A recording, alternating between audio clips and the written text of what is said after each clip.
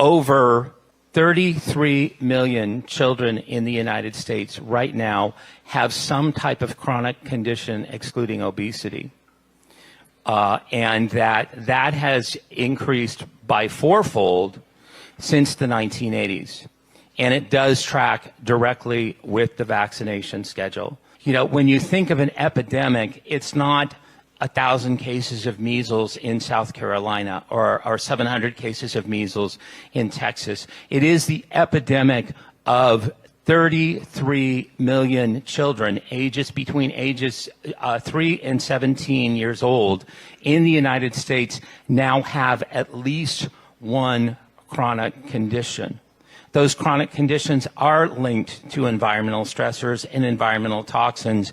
And if you look at the perfect delivery system for environmental stressors and toxins, it is direct injection. It goes directly into the bloodstream. It is 100% absorption. So why would the federal government, why would the CDC, the HHS, the NIH, the FDA look everywhere else except for vaccinations?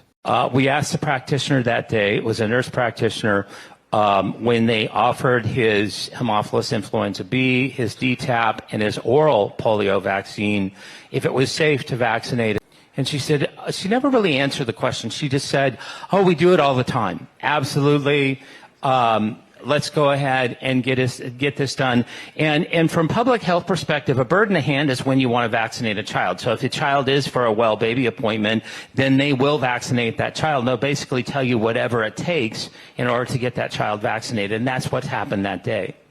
My son received those vaccines. He immediately went to a high-pitched scream. And we've heard this over and over and over again. And he had cataclysmic inflammation. He had encephalopathy, encephalitis, and that the fever that he had after the vaccines and the ear infection lasted 18 days. And so we treated not only with baby aspirin, but for the first time in his little life, he was getting baby Tylenol. We'd have to rotate back and forth, back and forth, back and forth. And on day 18, that fever broke. And very, very quickly and very, very precipitously, he lost everything. He lost eye contact. He had about 10 words at the time. He lost all of the words. He lost a lot of motor control that day, and for a while even stopped walking unassisted.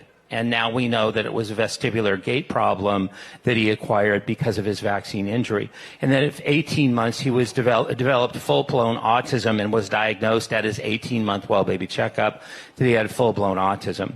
So it was as clear as the nose on our face that it was vaccines. We were fortunate to have an integrative practitioner that we started to interact with at his second birthday who said, no more vaccines for this child.